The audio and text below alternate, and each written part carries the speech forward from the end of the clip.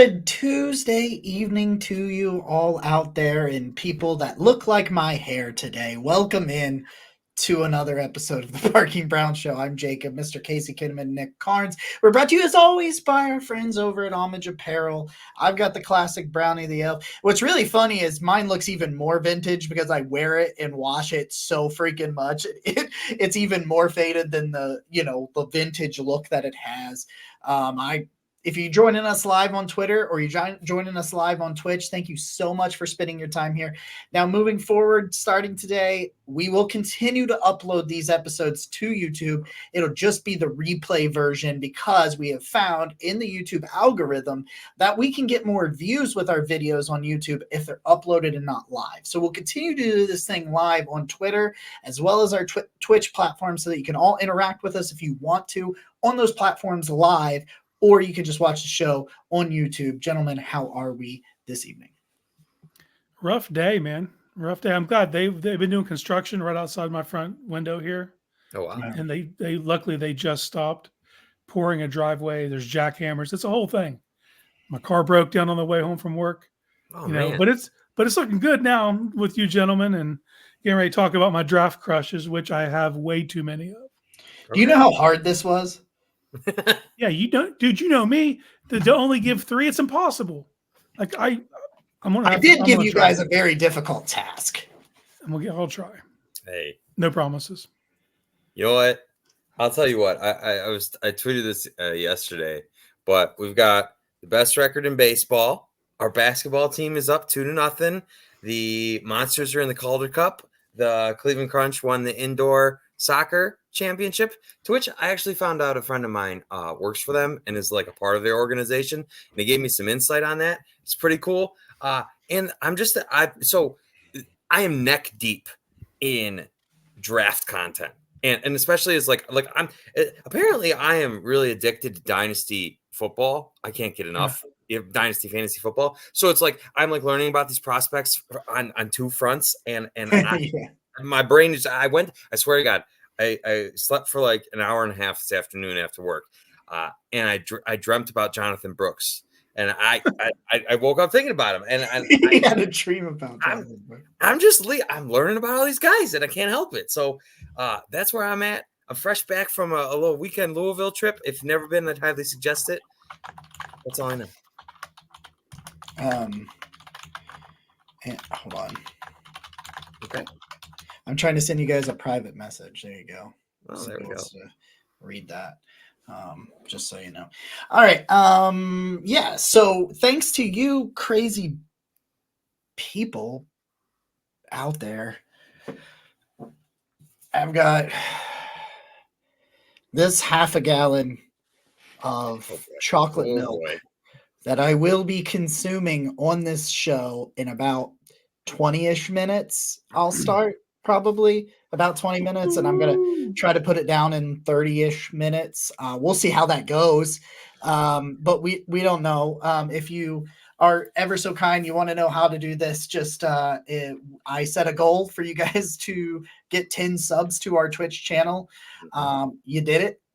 Thanks. But if you do want to continue to support the show and you sub to the channel, we will shout you out on this episode and all other episodes. So we really, really appreciate you guys, helping us out. If you've got Amazon Prime, you can subscribe to the Twitch for free. It puts a little bit of money in our pocket and just continues to help us do what we do.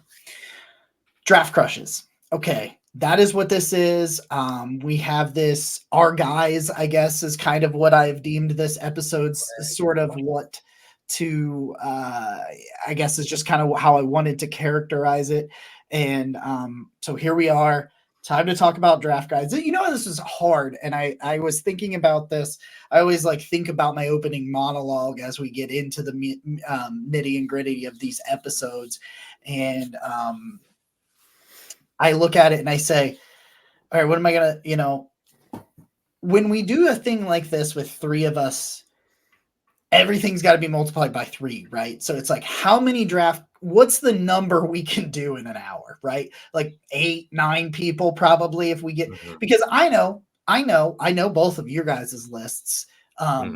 Casey and Nick don't know each other's list, but I know everybody's list as I made the graphics for this. I know for a fact that every one of Casey's and Nick's are guys I like, so I'm going to have something to say about it. So it's not just going to be Casey present; it's all of us talking about all these things.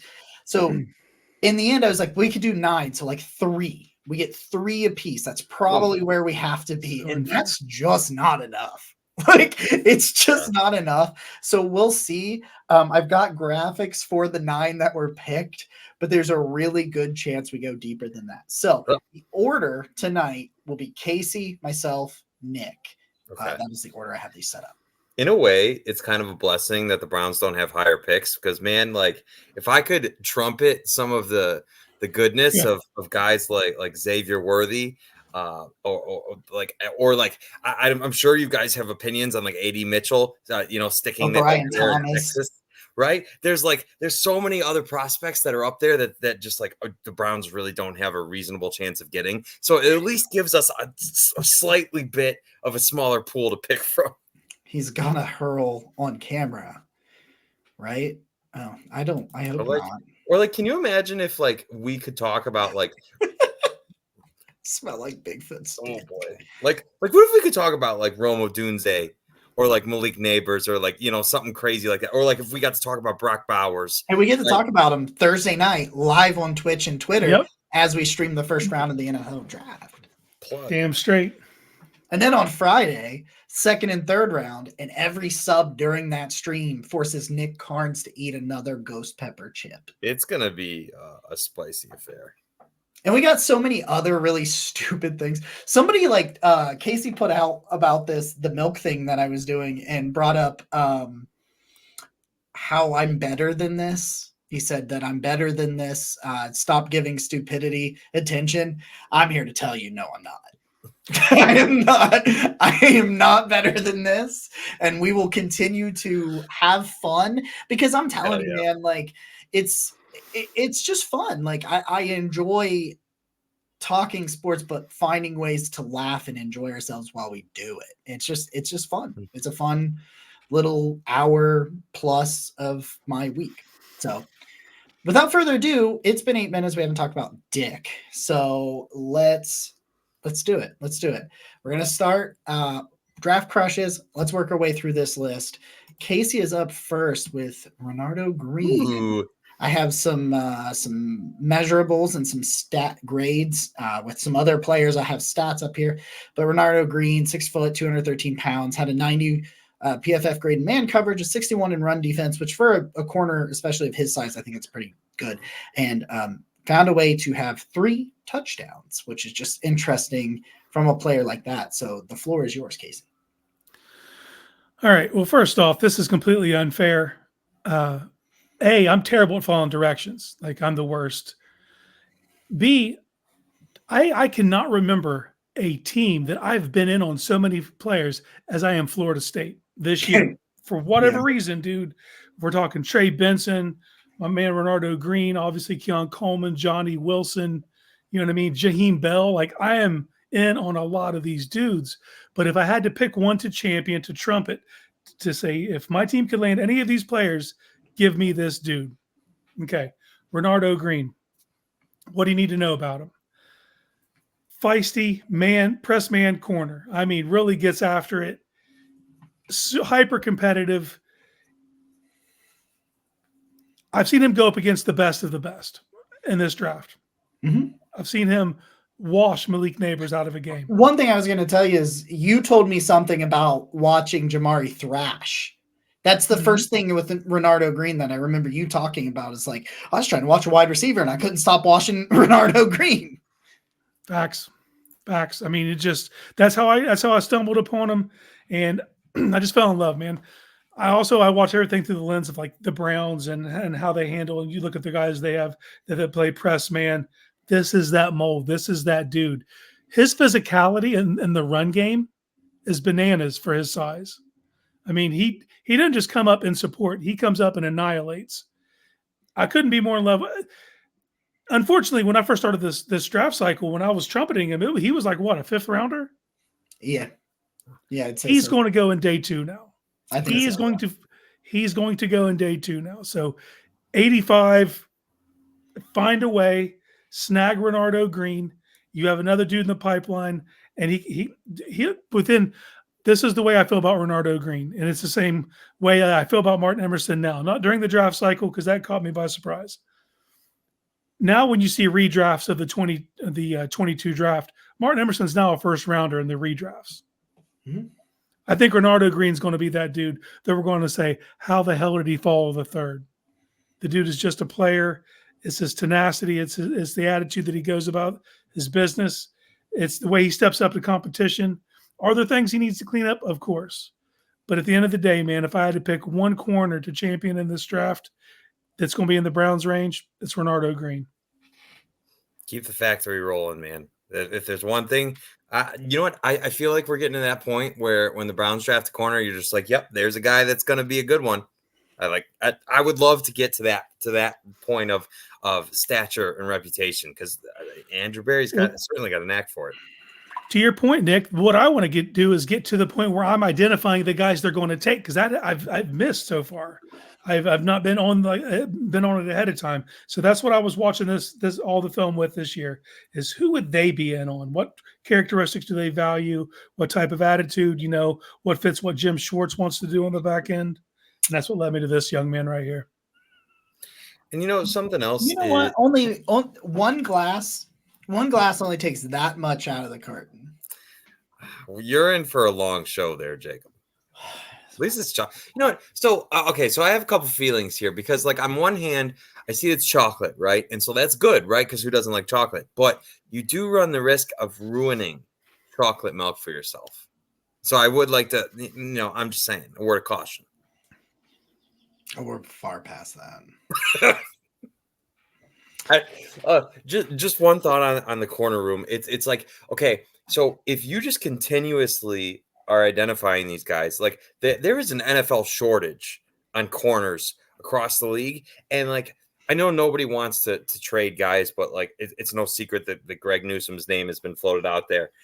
If you can keep stocking your corner room with more talent, you at least gives yourself the flexibility if that were to make sense. I'm not here to say we should ship guys off, but I'm just saying, if you have an advantage over other teams that aren't identifying corner talent as well as you are, you are going to be able to leverage that into something. Yep, absolutely. And there's going to keep that conveyor belt running until they don't draft a corner. I'm always going to believe that at some point in this draft, they're calling a cornerback's name. Or a safety that plays in the slot. Plays corner. Right. Like a guy like Tyke Smith from Georgia, I think is a really good because I think, I think he's a slot defender, not a safety. I just think that's where he's at. But yeah, I mean, I'm of that ilk too. I haven't done it in all of my mock drafts, but I've almost always looked at defensive backs and at least considered it, knowing that Barry's gonna pick something that we're not 100%. I'm certain on three things: they're going to draft an offensive lineman, they're going to draft a wide receiver, and they're going to draft a tight end. I know those three things. Okay, I feel very confident in those three things. I don't know when, what round, and what else they'll do, but I feel confident in those three things. I would say they'll draft 2 offensive linemen. Wow. I would hope, personally, I would. But I'm just I'm not confident enough in that. I'm confident they're going to take one. I'm not super confident that they'll take 2. I'd take an interior guy and I'd take somebody that can play guard and somebody that can play tackle. Even if that tackle can play inside and that guard can play outside, I want a guy whose best position is outside and a guy whose best position is inside. Especially my last mock draft that came out yesterday, my final mock of the year, which is although in 2 weeks I have full intentions to do a 2025 mock draft. So that's probably going to happen in the next couple of weeks. But my last mock draft for this year, Cooper Beebe was my guy there because it's I really would like to have Joel Bitonio's heir apparent on the roster in 24. I really would like to have that. As much as I like the idea of taking a tackle and having somebody for if Jed doesn't work out, I really would like somebody for Joel Bitonio to learn from, and I think Cooper Beebe is Joel Bitonio, so it is what it is. Okay. All right, my first guy. Any guesses? I don't think you're gonna lead with Keon Coleman. Jatavius Sanders. Oh, Bam! bam. Jatavian Sanders, 6'4", 243 pounds, 45 catches, 682 yards, 2 touchdowns for the tight end from Texas. There's one thing that Sanders does really, really well, as good as anybody in this class, and that is push the ball vertically down the seam. As good as any tight end in this class. Yep. I made a statement on Twitter the other day that I don't think the gap between him and Brock Bowers is as big as people want to say. It is in the sense that Sanders can't block. Like, yeah.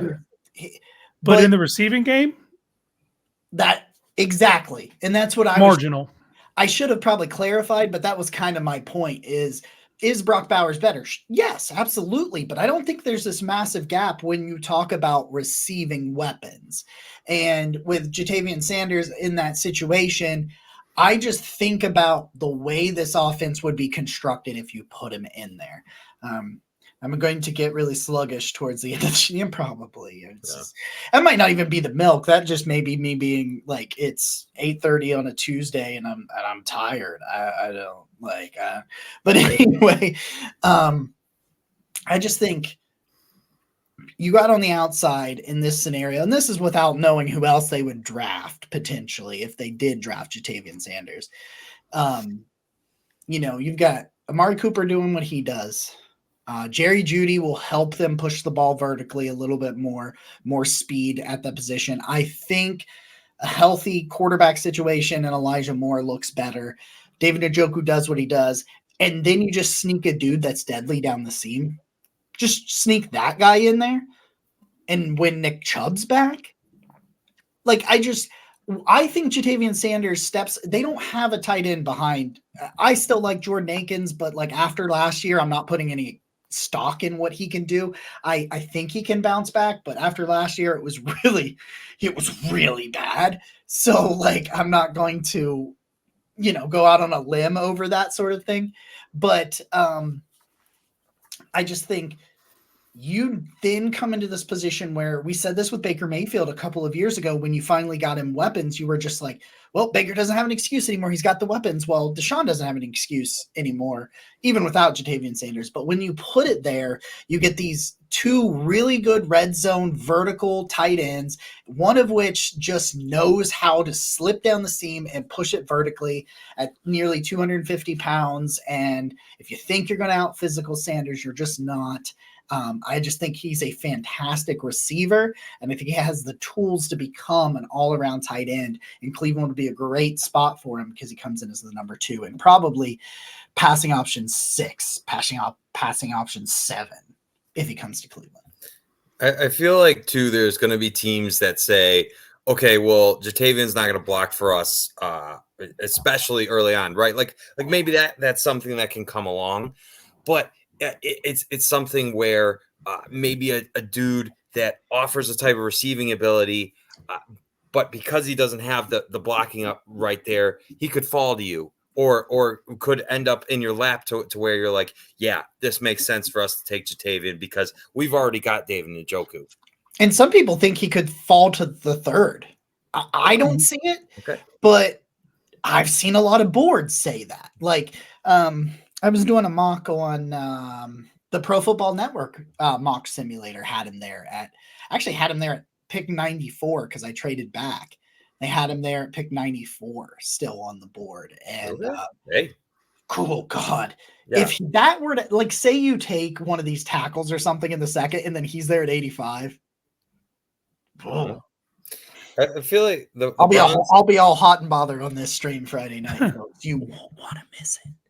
The Browns have been trying to answer this slot question for a good while now, and I feel like would you guys agree that Jatavian can be your big slot, and you can just do all kinds of fun stuff with that? I would argue that's the position you need to put him in first because you don't want to put him on the end line. You'd, motion him around, get him in that power slot, try to isolate him on outside linebackers, try to see if safeties come down, see how people approach him, and just try to create mismatches. Because like Jacob said, man, you get this kid vertical, he's a problem. He's a problem vertically. And it's because of the catch radius he gives you also down the field, and he can just shield defenders because he's a big-bodied guy. But it's what he does with the ball in his hands that will make him special at the next level. You're in a good position if you get someone like him because you don't have to ask him to do the stuff he's not good at. You can let that, and you can nurture that and let that come along. And then, 2-3 years down the line, maybe we're talking about this completely different. But right now we're looking just at a vertical threat and mismatch. Hey, do you know if there's any baseball teams that have won 16 games? Ooh, I know one. Oh, interesting. Is there is it 16? I don't know if I'm right on that. Honestly, well, yeah. I know it's at least 16 because the game just went final 4-1. Cleveland Guardians victory. That is still your best record in baseball I could tell you. Well, I could tell you. Hold on. Promise. It's right here. I have it. What's really funny is Nick's the next one, so we can't wait for him and just go to the next prospect because it's his first guy. 17-6. 17? 17. I thought it was 16. 17-6. Shows you how shitty I am. I was throwing a fit, just like Joey, just like Sir Yacht yesterday. I was throwing a fit about the Cavs not being on national TV. This making your the NBA and MLB need to have a conversation with each other and ask themselves why they are making their product harder to watch. I don't. It doesn't. Because they're dicks. All right. All right. For me, Miss Carnes, you're on the board. Bam. Bam! Javon Baker. Okay. All right. So there's a few things here about Javon Baker that I just want to start with because I've been doing a bunch of research. The first thing is that Javon legitimately believes that he is the best receiver in this class. And he does not understand why anybody doesn't think that he is the best receiver in this class. And I respect that. I do. I respect that.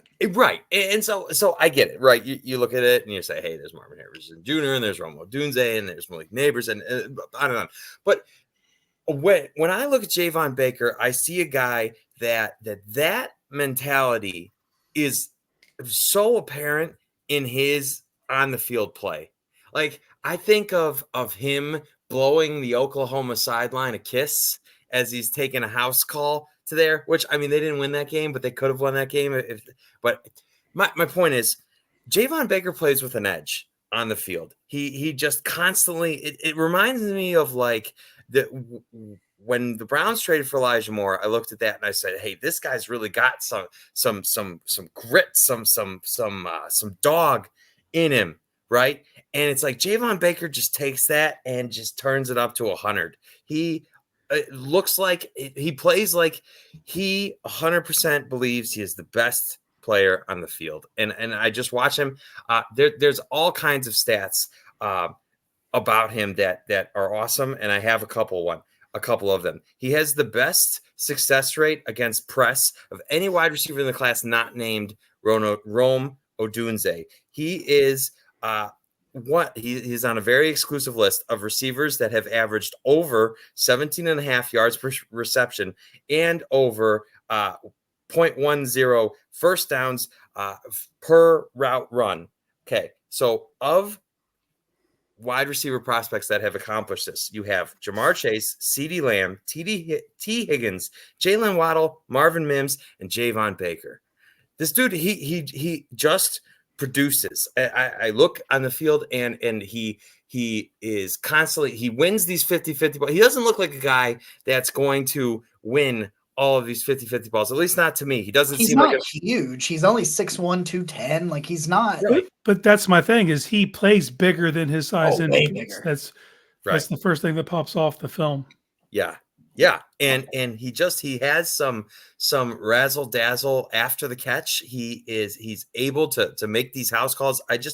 I feel like when I look at the Browns wide receiver room, I want a guy with this mentality, with the he's got a very fuck you, I'm Javon Baker mentality about him. It just that's what you see when you watch him play. And I want that dude in the wide receiver room. He pops off the screen when you watch him. It's crazy how his ability, because he's not the fastest guy in the world, but somehow there he is streaking into the end zone. He has some of that razzle dazzle, some of that route running. He's got that tenacity that I want. And I feel like this is the type of personality that you put on the Browns. And it could take the wide receiver room to the next level.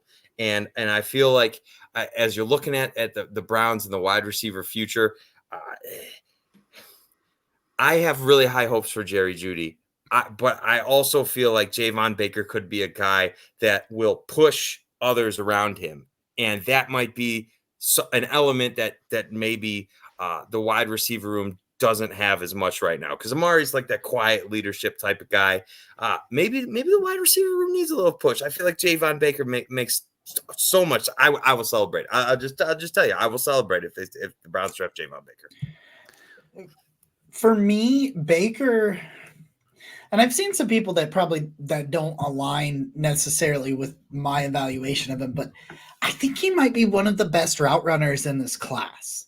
Like, he's a good athlete. He's not a freaky athlete, but he's a good athlete. He's explosive. He's vertical. He's got long speed. I think he can play both inside and outside. Like, I think he's shown kind of that sort of stuff to be alignment versatile. But the way his body control and the way he gets in and out of his cuts and his change of direction, he finds ways to create. Don't you dare. Drew, I cannot believe you just said that. I cannot believe that. Drew. Come on. Drew. Oh, man. Okay, well, you know what? If you do, I don't even want to go down that road. Get a dog in the wide receiver room. That's Javon Baker, right? Somebody that's going to push everybody else, right? Like if you're not on your P's and Q's, Javon Baker will be out there making the plays while you're not. I think he just separates well. I'll never find a reason not to get more people on the roster that can separate, get open, and catch the football. Right. And that's what Baker does. Yep. Well, we talk a lot about like quarterbacks that make the receiver's job easy. It's the inverse is true. You need receivers that can make the quarterback's job easy. Baker's one of those guys. And you said it, both you guys said it, the route running. What if you were to characterize what the Browns wide receiver room is? It's a bunch of really good route runners. Yeah. Cooper, Jeudy, Moore, these guys are exceptional route runners. He would fit in right, and he'd be able to pick up little pieces from each of them. But I agree, man. He does have an attitude. I like what he can bring to the red zone as well, because he does play bigger than his frame. So it's I just wonder what the range is for Javon Baker. What would you anticipate? Where do you feel he goes? Do you feel top? You feel he's the third? Okay. I think he's top. I think he's borderline top 75. I think he's a third, period. But I think it could be one of those.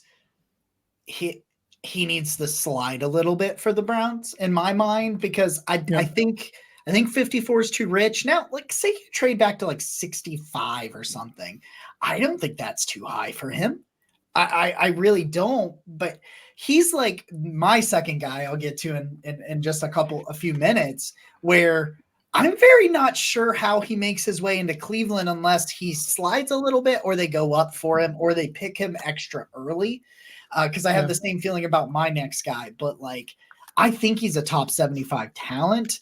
But, Casey, you and I talked about this on Friday when we did that, when we did a full NFL mock draft from picks 1 to 54.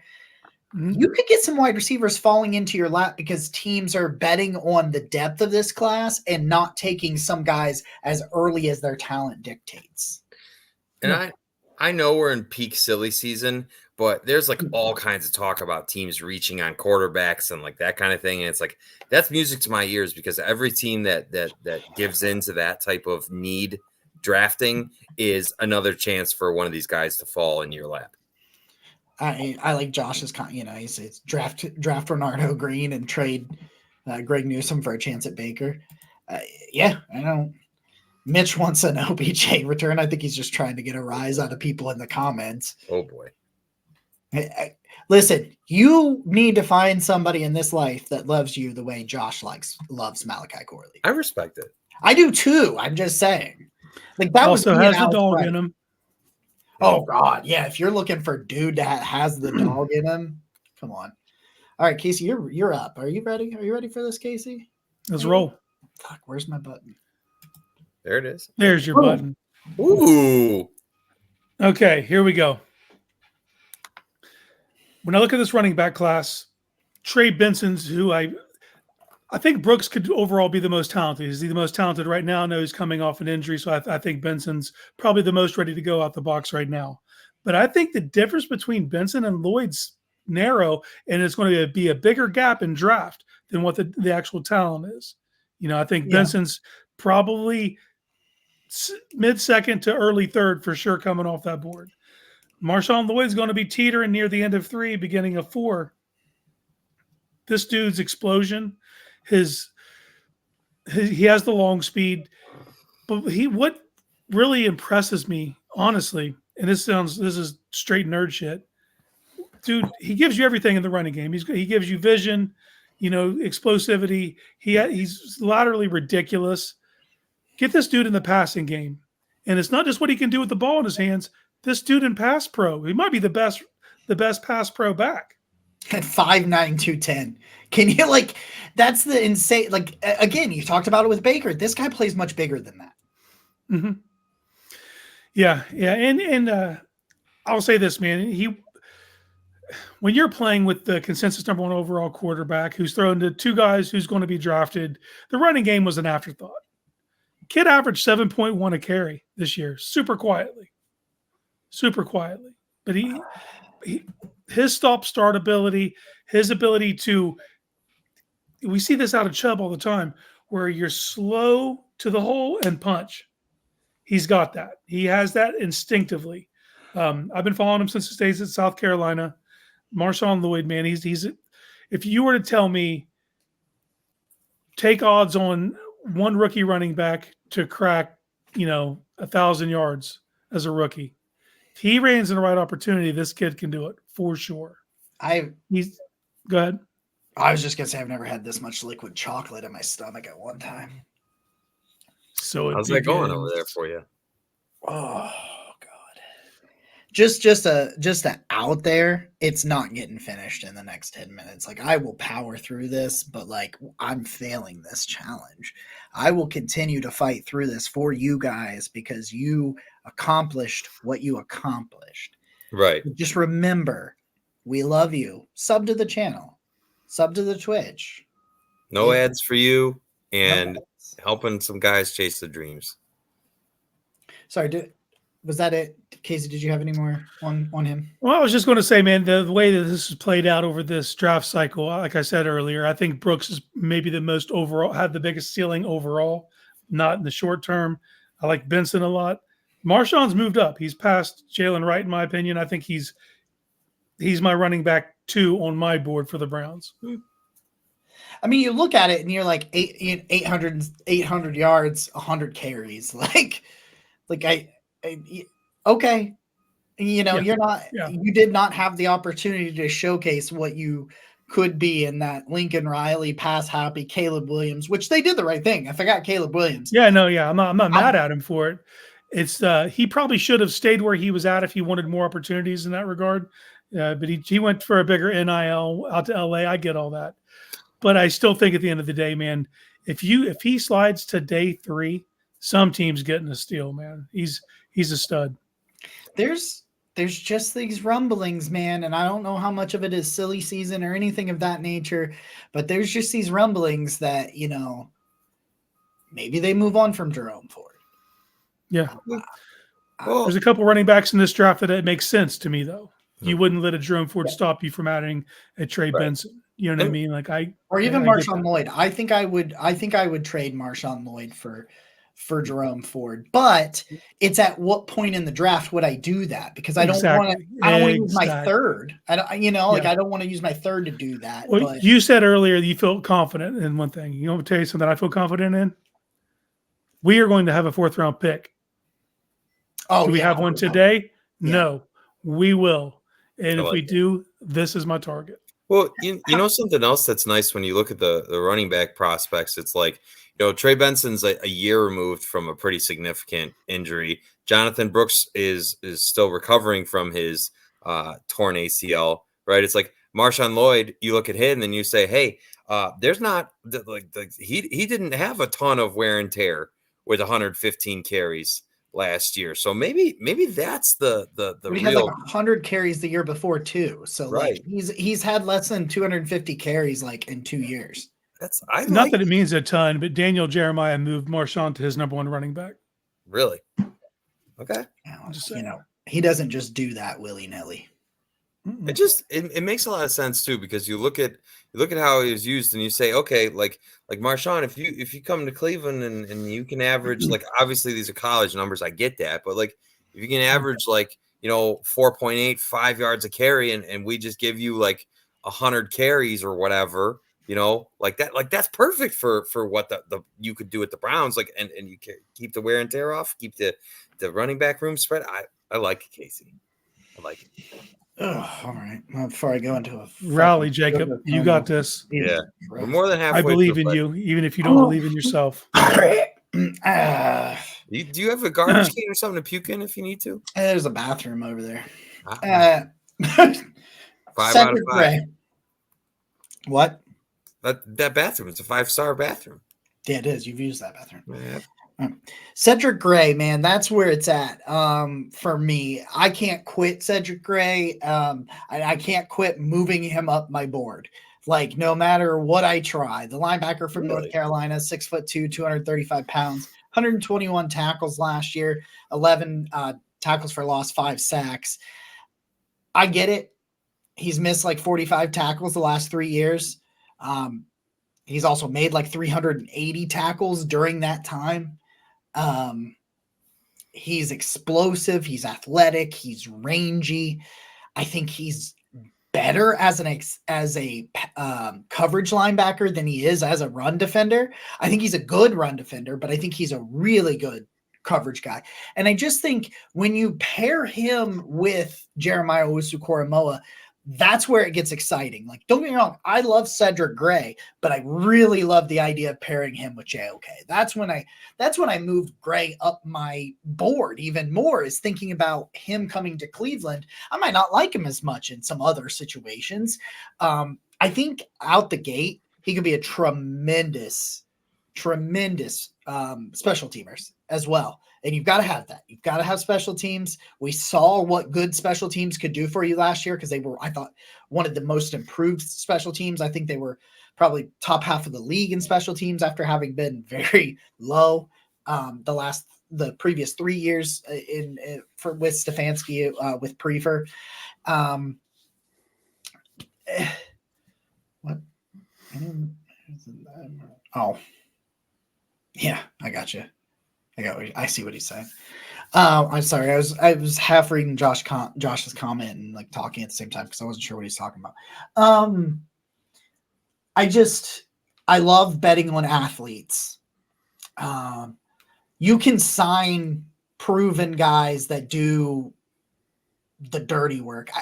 This is just a conversation I've had with Jack Duffin before in the past, and I kind of saw him having it again on Twitter, where it's like, why, if you're going to bet on something in the draft, bet on upside and athletes. Like, if you figure out you need somebody to stuff the run, go sign one of those in free agency for $8 million a year.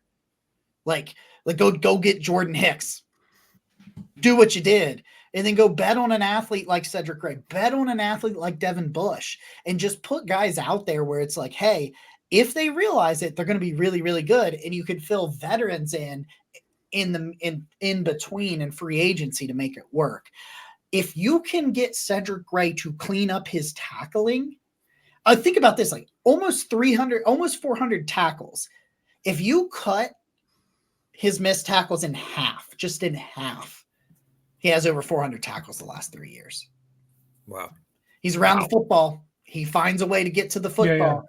Yeah. You just got to work on some of the technical things to make sure he brings them down. There's certain things you can't coach, man. The instincts and the physical ability to trigger once he sees something. You know what I mean? And he has that. Like you said, sometimes he comes in out of control. Sometimes he's a little kamikaze with it. He might miss his mark. But these are things you can work with. These are things you can coach. And like you said, get the athlete. Go get the guy, the high-profile guy with good instincts. Bring him in. Coach him up. And this is not a great linebacker class. No one's going to argue that it is. But there's some guys towards the top. Everyone knows my affinity for Edgerrin Cooper. Yours for Junior Colson. You know what I mean? Gray's like that next tier down. But the athleticism he has is up there with those other guys. Yeah. So just fine-tune the little things, and you have a starting caliber linebacker in year 2 or 3. You know what I mean? So I'm wholeheartedly behind this, and everything about me comes down to range. So when you get down to 85, you look at someone like Cedric Gray, possibly even trade back, pick up some assets, still pick up a player like Cedric Gray. Think you feel really good about that? I do. I slide back to the mid 90s, maybe take him at like 94. Maybe get you pick 120 or something in that process. Yes, please. And you bridge the gap there. I'd take him at 85. I've moved him up to 85, but okay. I do believe you can trade back and still get him. That's right. You're gonna make it. You're gonna make it, bud. Or you're not, and it's gonna be hilarious. Or either way, let's go. Sick motherfuckers. All right. Now we're gonna go. Now we're gonna go back to back with the second and third tight end of the show. So Nick, take it away with your tight end, the second of the show. Ben Sinnott, man. You know what? I was originally all on the Jaavan Sanders train, and I would still be really excited if the Browns draft him. But looking at Ben Sinnott, I just see a guy that absolutely nobody wants to tackle. Like he's one of those tight ends where people are hanging off of him as he's moving forward. He's yanking his ankle out of hands and just continuing down the field. And you know what? There's some things that stick out to me too. Kansas State threw Ben Sinnott a number of screens last year, and he was pretty good at it. And I just think about how the Browns, Kevin Stefanski is in love with tight end screens. And I'm just like, the light bulb is on. Like, obviously, David Njoku is really good at that. But Ben Sinnott, man, so we talk about Jaavan Sanders and not being a guy who's coming in with blocking ability. Ben Sinnott likes blocking, man. He blocks mean. He likes pushing you around. I watched a couple of plays where he starts on one guy, blocks him out of the way, and then gets his way to another guy, blocks him out of the way. He'll ragdoll him, man. I've seen him ragdoll people. Right. Yeah. You're talking 6'4", 245. He throws that weight into those blocks and makes you'll know when you're hit by Ben Sinnott. I love that from him. I think the Browns would love that. It makes too much sense. I look at him. I see Yak. I see a guy who has some route running prowess, who has versatility, who is catching screens. He's in the middle of the field. He's housing some of these balls. There's a ton of ability there, and I feel like a tight end room of David Njoku and Ben Sinnott and Jordan Akins, for that matter, is just so full of potential.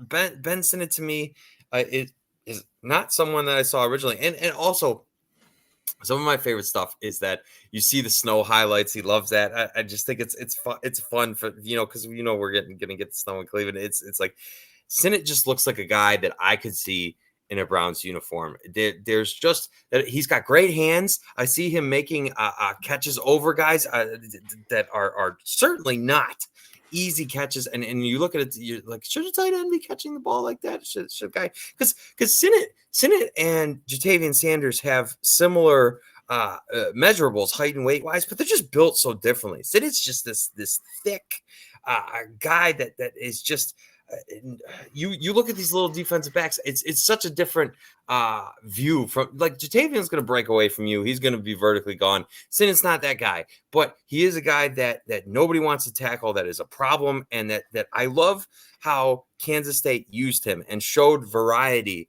of usage between the screens, between the mid routes, and just the way like he's got some catches where he's just like catching it in the breadbasket, and I'm just like, I need this tight end on my team. I need Ben Sinnott next to David Njoku, and I just want you to try to figure out how to deal with that. I don't know how you're dealing with that. I've heard first round buzz on Sinnott. That is, I think that's a little rich, but oh god, we got to pick up the pace here. All right. Well, hold on. Let me give me my Ben Sinnott breakdown. Yes, please. I agree with Jacob. I do believe tight end is one of those positions they're definitely going to take a swing on in this draft. I don't believe it's an overly talented tight end draft, but I believe that there's about 6 guys I'm pretty comfortable with. Sinnott falls squarely in that, and I believe we're going to find out a lot about what this offense is going to look like by the type of tight end that they draft. Yes. So if I put tight ends in buckets, Sanders is a isolate, create mismatch, vertically guy. Sinnott and Jaheim Bell are the H-back candidates in my mind, the guys you can kind of move around. Sinnott's nastier than Bell. I think Bell gives you more with the ball in his hands and open space and stuff, but Sinnott's more complete. You know what I mean? And he's a dog. Any tight end that's rocking the number 34. Oh yeah, they're about that life. You know what I mean? So I'm definitely high on Sinnott. And you divulged your draft crushes before I got mine. He would have been a guy on my short list. Like I said, I'm in on Sanders. I could see Bell, Sinnott, and then the guy I'm about to bring up. Are we triple tight end? Hit the button. Am I supposed to? Hit the button. I teed you up. Sorry. Jared Wiley, TCU, 6'7", 267 pounds, 37-inch vert. Kid runs a 4.62. The son of a bitch doesn't drop anything. No. He does not drop shit. He has great hands. The one I'd like to see more after the catch from him because his athletic testing would tell you he can get busy with it. I also fall in love with this every now and again. You remember 2 years ago, Jacob, me and Jelani Woods had a love affair? Oh, yeah. Yeah. Okay. That's where I'm at with this kid. And this is a range thing. To me, this is a 4th-round dude who's going to be an excellent number 2. Do I think he's number 1? No. Think he can moonlight as a number 1 from time to time. But if he's your second tight end option, I think you're doing pretty damn good. I've never seen a dude at 260 look so slim. Mm-hmm. Yeah. That is a build right there. Yeah, more of your typical traditional tight end stuff out of this kid. He's your you bring him in power situations and you can do both with him. He can block and slip out into the flat on some of them goal line situations. I think you can even put him as an H-back in goal line packages. Yeah. Yep. Because get him moving, get 6'7", 260 moving in front of Nick Chubb or Donta Foreman. Behind that, get Foreman running behind that with a full head of steam at the 2-yard line, and you feel pretty good. It's just we've got some Casey love going on here. Dude, she's playing so hard to get. Oh yeah, we just got some love that's going on here. Nick saying the word thick is fire. Ben Sinnott is he's about, like Casey said, he wears 34. He's about that life. That's a thick man, and he will let you know. I don't know that I can drink any more of that. I believe in you. Hey, man. They got the attempt, and you're doing your noble best. That's a challenge, man. Stay tuned on Friday where Nick will eat chips, and in a couple of weeks, maybe Casey will eat a tomato. Oh, boy. Had some fried green tomatoes over the weekend in Louisville. Casey, thought of you, bud. Here's the thing. If you cook tomatoes, I'm cool. I can have it. If I boil them down, I can put it in salsa. I like barbecue sauces, but a raw tomato, dude, it's the worst. I don't even, it tastes like fucking disappointment. It's the worst fruit ever invented. It's like, I can't wrap my head around it. It's just cold and people wet. enjoy that shit. Have you ever put salt on it? Oh, shut the fuck up. Buddy, I'm just trying to make it better for you. I just like why? Okay, so like you got some nice warm burger, you got some nice warm cheese, and then it's like let's throw the most wet, cold, slimy. Casey's gag. Your boy, listen, man. I don't have many phobias in life. I'm not scared of much. I am fucking terrified of biting into a tomato. It ruins my day. Like if I bite into a tomato, the rest of my day is shot. There's no coming back from that. Make sure you follow this channel and get ready to sub to the channel so that we can watch this go down. All right. Oh. Okay. Hey, if you're on Twitch, if you're not on Twitch, go check our Twitch out. Sub to it. That'd be cool. Like it's $5 a month, ad free. Get some emoticons, and we have some multiple giveaways happening over the 3 days. We'll be live here on Twitch for all three of the draft. With special guests, with all kinds of special guests. Let's see who's showing up. KFC will be here. He'll show up. We've got some Randy Guernsey action going on. Jack McCurry. Mac the Buffalo. Jack McCurry will be here. I think there's somebody else. I'm not sure. I can't remember. Is Kyle Lindemann coming? I have not asked Kyle because I forgot. But yes, I will ask Kyle because he did join us last year. Yeah. Yeah. I see you in there.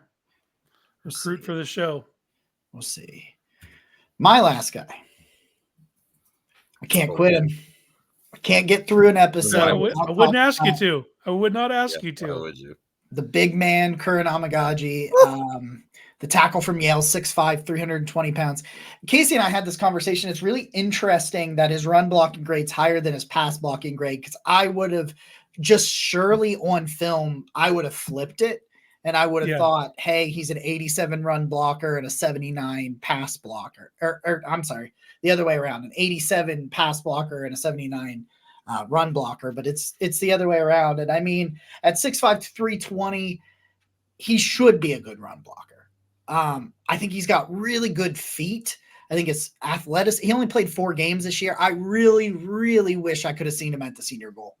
I wish I could have seen him out of the Ivy League and into the Senior Bowl and seen him test and all those stuff. And he's got an injury, but with a guy like this, I've said this on Twitter, you have the ability to sit almost all of these guys that you're going to draft, and probably all of them, barring some injuries.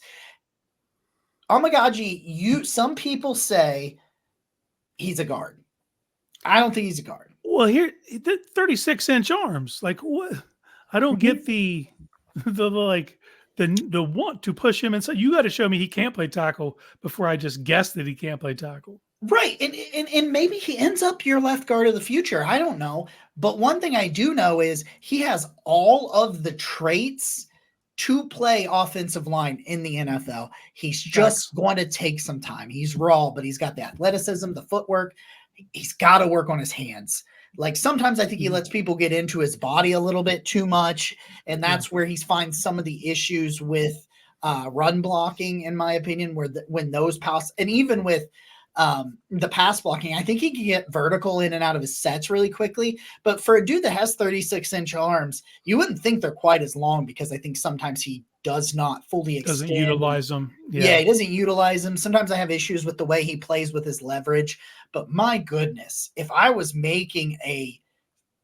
putting traits together for an offensive lineman and a left tackle, Amagaji has those traits. Yeah, I think we were robbed by his injury, because I would have loved to seen how he tested. Probably would have tested. I think he would have tested just insane. To me, he's one of those 9.7 RAS dudes. You know what I mean? When you watch it. And to the run blocking, what's confusing to me is his struggles with run blocking are at the point of attack on the line. But when he gets out and moves and gets to the second level on linebackers, he just swallows them. Yeah. I mean, there's nothing. So the hand placement's good there, but it's not from the initial burst, which is all technique and stuff that can be worked out. But like you said, man, if you're an artist, you have to start with a good canvas. If not, your art's going to be shit. Do you know what I mean? So that's the canvas. If you give a offensive line coach that to work with and say, I don't need it now, I need this next year. Work that out for me, and then see what you can come up with. The I Browns. really wish I could throw up right now. You may. You're about to see me. They're wondering how many subs they can land to have me eat a tomato sandwich. Oh boy. Hey, I like this game. But Okay, first off, listen here. I don't think you understand. I feel like my stomach's going to explode. There is so Followed much by his ass. chocolate. It sucks. the way Jacob said chocolate, he's in pain, because if a person says chocolate in a pained way, Yeah, didn't even sound enjoyable. but I just want to say about Kieran, it's like the Browns. Now it's not exactly their fault. We're no stranger. Wyatt Teller was the last man standing of the Browns offensive line injuries last year, right? So I get that, but the Browns have this reputation for being this great offensive line, and had none of that really last year, mostly due to injuries. There's a lot to that, but my point is, it's time to restock the cupboards, right? It's time, and so I get it. Right. If this ends up being the Browns' first pick, that's not like the sexy whatever. They're going to be like, oh, we're taking an offensive lineman. But like, this is how you win, right? This is how you impose your will on teams. This is how you continue. Like, you win up front, you're going to win on offense a lot of the time. I think that the Detroit Lions, I love the Lions and what they've done, and the way that they started by building up front. And they just impose their will on teams. I want the Browns to continue being that type of team, and this is a pick that is sends you down that path. Mm-hmm. Okay, so sorry, Casey. No, Michael Hall. Okay, so we got Michael Hall. Man, I'll tell you what. This is like kind of the antithesis of the Siaki Ika pick, and I'm well aware of that, right? Because you will probably not be playing Michael Hall and asking him to stop the run, and I'm just not going to make any buts about that, right? I get that. I want my defensive tackles to be able to rush the passer. I want my defensive tackles to be disruptive. I want, like, if you putting Michael Hall on there in third and long situations in the type of places where you can make a quarterback's life hell, he's going to do that for you. And I love the pass rush that the Browns have between Zadarius Smith and Myles Garrett and Obo is awesome. And just, we saw when Shelby Harris was healthy, or not Shelby. We saw when Mo Hurst was healthy, and the Browns really had this defensive line going, how they just made quarterbacks' lives hell. I want to keep doing that. I want defensive tackles that are athletic. I want defensive tackles that are going to disrupt the passer. I feel like the overall unit has become so much better. And Michael Hall is just a guy that you bring in and you say, get after the quarterback. Give me more of those guys. Always give me more of those guys. It's a passing league. Everybody wants to rush the passer. Michael Hall is like the answer to that for me, because you look at the way that the Browns have constructed the defensive line. I love it for this year, but in the long term, you don't have a lot of guys under contract. I feel like you bring Michael Hall in, and he is the guy that you can build around having a young pass rusher in the middle there. It makes too much sense to me. You've got the 18.3% pass rush win rate, the 84. I can't talk. 84.8 pass rush grade. Run defense, not great, but not the worst, right? It's not like he's an abysmal abomination. So I just think it makes a ton of sense. If Michael Hall's the guy that falls a little bit, maybe teams say, hey, this guy's not going to help us as much as the run. Maybe you can take advantage of that. And you can use your depth to your advantage. I always want defensive tackles that are going to rush the passer, and Michael Hall is that guy. So when I look at Michael Hall, I see the prototype of what Jim Schwartz likes with his upfield penetrators. He gives you that. The only question I have is, are you getting rid of Quentin Jefferson or Mo Hurst? Because I love the fact they added both those players, but you would be trading out skill sets that are essentially the same and getting younger at the same time. So there is a benefit to that. I just don't see them moving off Siaka after 1 year. It's not AB's MO. I know. You know what I mean? I know. So I think that if you do add a Michael Hall, you're probably walking away from either Mo or Quentin, whichever one's more cost effective. I hate that idea. It is, but it is. But look, man, you do need, like you said, you need guys under contract. You need young guys that can grow, and you don't have to keep relying on renting guys for a year or two to fulfill that need, because that is exactly what Michael Hall does. For the range for him, 54 is too sweet for me. Mm-hmm. 85 might not make it. I think that he's going to fall in that range somewhere in the 70s. Okay. So either you trade back out of your first, or you trade up from your second pick. You know what I mean, to land a Michael Hall. But they're definitely serious. They've definitely met with him. When you look at the type of guys they've met with, they're looking for more pass rushers. Yeah, they are. You know, I don't think that they're looking for as many space eaters, because they have Siaka, and I think that that's their ideal goals for him to grow into that being a space eater. Right now, he's just eating space on the roster. He's not really doing it on the field. Then that's why I get it. It's not his MO, right? But maybe if Siaki doesn't look like he's gonna be the type of dude you want him to be in preseason and whatever, this sucks. But if he doesn't look like that type of guy, I'm not willing to sacrifice a known producer. Like sometimes you're gonna miss on picks. That's just the reality of the situation. And so I'm not. Well, we've seen Barry move off of him finally, because there were, for a while, we're like, everyone's making the roster that he drafts, but then when he moves off Schwartz, when he moves off of York, you're starting to see him like, okay, reset, regroup, you know what I mean, and move forward. So I think there's hope in that arena. And if Siaka doesn't start being a producer by the end of this year, he's probably in that exact same boat. Agreed. So we'll see. I just think it's one of those. There's so many different draft scenarios that can play out, right? And so maybe if he falls a little bit, and then all of a sudden, right? You like you said, Casey, they met with him. You know they're interested. So if the right situation plays out, maybe he ends up on the roster. I don't know. Hey Jacob, what do you have to say about it? I don't have anything to say. All right. Well, it's taken a lot of self-control to hold stuff back. Okay. Well, with that, in respect to Jacob's situation, which admirable job, sir. And thank you to everybody who's joined us on Twitch and Twitter, and we'll have the video posted on YouTube, the whole thing. You'll be able to get us every way. We're going to be live all 3 days. Like Jacob said, we've got all kinds of fun stuff. I'll be the next one in pain, right? I will be sweating probably vigorously as I eat these magma chips. So you'll see the before and after and the whole thing. So that said, this has been a Flag Plant Draft preview. We're just about there. See you in 2 more days. Episode of the Barking Browns Show. And Nick, he's Casey, in very much pain. Jacob, go Browns.